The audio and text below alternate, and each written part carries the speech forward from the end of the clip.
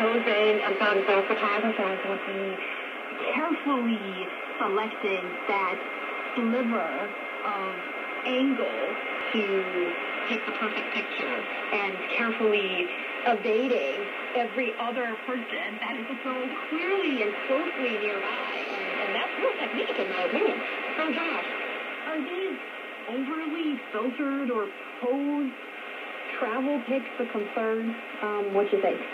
I don't think that they're any more of a concern than any of the other overly photoshopped or edited photographs or content on social media.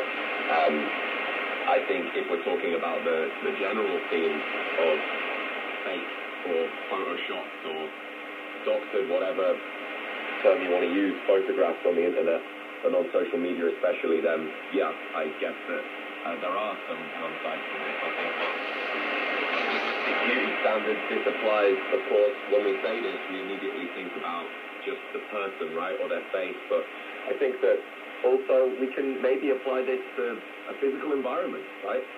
It can negatively affect possibly people's understanding of the reality of the environment that exists there.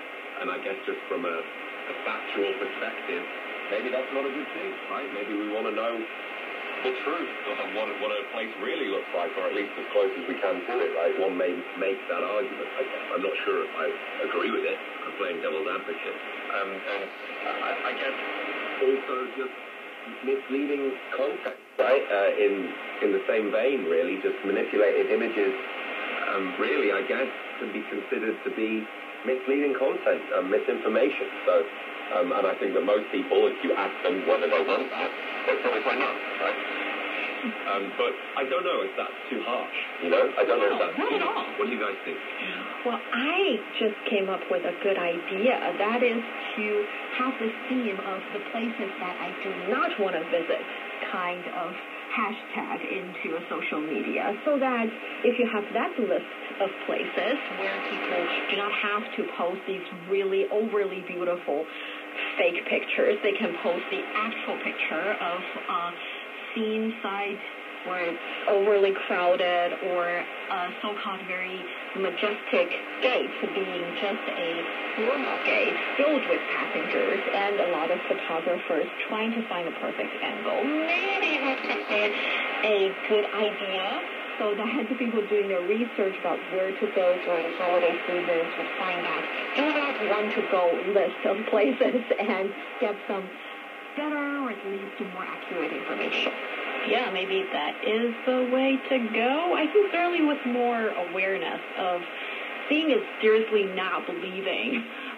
Photo-wise, video-wise, we are probably going to become smarter in looking at all this stuff on the internet, and that seems to be where so many of us spend time on. And see, I'm curious if you're putting in effort to see if you are going to come out as the winner of the round of social media show-off competition, because it's a public holiday, and if you're out on a trip, then I hope you're having a lovely time. Oh, yeah, and you have pictures to look back and remind you of what it really was in your friend moments or friend circles later on. Maybe that's why people do this.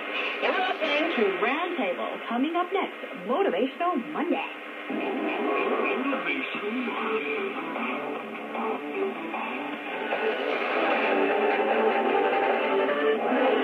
Motivational Mondays.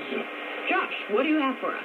Well, to piggyback off our conversation about labour education, I would like to motivate people to actually try and get some labour education, and I will maybe try to give a few ideas about how you might do so and why it may be a motivational thing for you to do, why it's definitely motivated me throughout my life and continues to do so. We could take the example of learning some basic plumbing, right?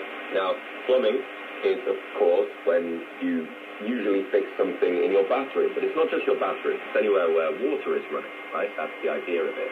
And I think for many people, including myself for a long, long time, it seemed quite unapproachable, and I found it quite intimidating, given how if something goes wrong, right?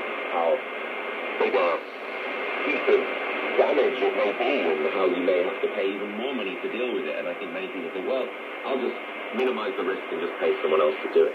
But I think that actually, as we spoke about earlier, learning a few basic skills, learning about something like plumbing, can actually allow you to save a lot of money, build confidence, and also, I think, now you may laugh at this, Kellyanne, but actually have a great time, right?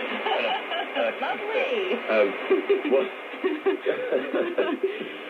I think that what I would suggest you to do is, of course, do some research. There are so many online research tools for this, and you could even attend some small classes or workshops, and then try it out, right? You can actually work on some things without unscrewing anything, without changing anything. You could maybe start by cleaning some pipes or doing something like this. And I know for many people, they'll be laughing, thinking, how is this motivational? How is this anything that I ever want to do?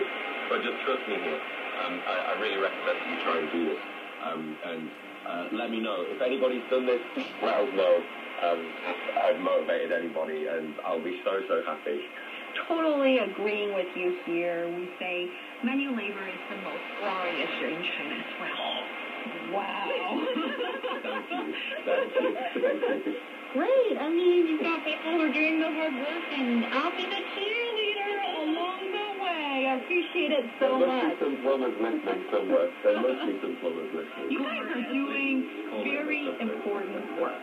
Yeah, talking about hard work is one thing, and also it's a public holiday. So I wish all of you a very happy day, and just chillax and whatever you wouldn't do on a work day. And I think that's really special. And here, I'd like to share a song with you and send you the happy disco vibes.